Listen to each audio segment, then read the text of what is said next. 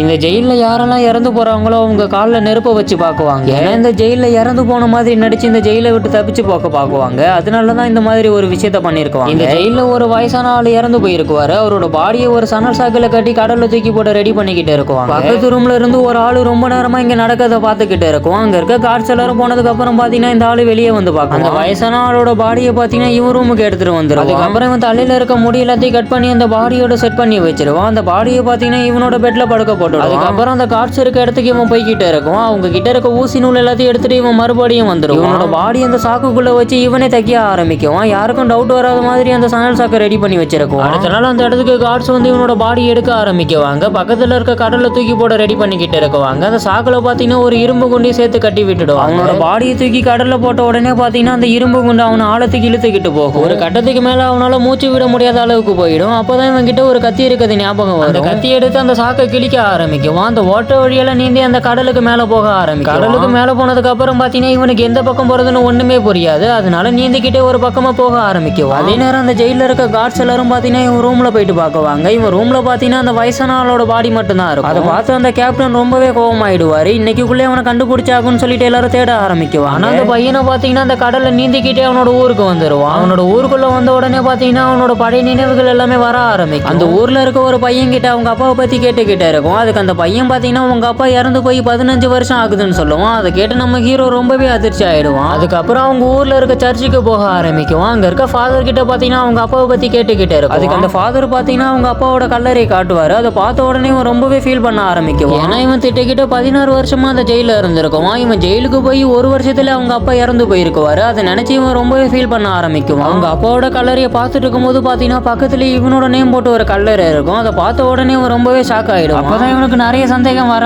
ஆரம்பிக்கும். யாரோ ஒருத்தவங்க தான் பிளான் பண்ணி இவனை ஜெயிலுக்கு அனுப்பியிருக்காங்க. இவனை ஜெயிலுக்கு அனுப்பின ஒரு வருஷத்துலயே இவங்க அப்பாவையும் கொண்டு இருக்காங்க. இவன் ஜெயிலுக்கு போனதை நினைச்சு அவனோட காதலையும் அவனை விட்டுட்டு போயிருக்கும். இது எல்லாத்தையும் நினைச்சு இவன் ரொம்பவே ஃபீல் பண்ண ஆரம்பிக்குவான்.